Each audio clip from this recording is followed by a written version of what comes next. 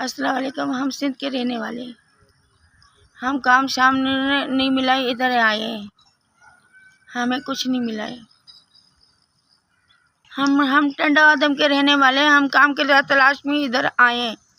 नए शिफ्ट हूँ मैं। काम शाम नहीं लगा। गरीब लोग हैं हम, 5 बच्चे। मैं भी आप खुद मोहताज हूँ।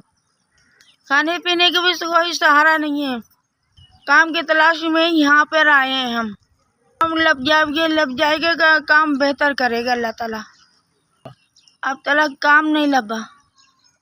हम खाने पीने से हमने मोहताज है। हमारी मदद करो। आपके लिए दुआ करेंगे। एक हाथ से मोहताज हूँ, इसलिए काम नहीं मिल रहा। आपके लिए ने दुआ करूँगी, मेरी मदद करो।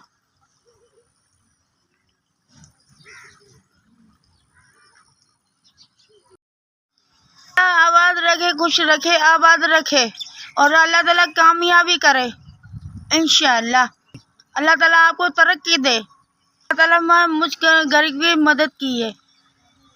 अल्लाह ताला आपको देता रहे, जिंदगी दे, तंदुरुस्ती दे इंशाअल्लाह।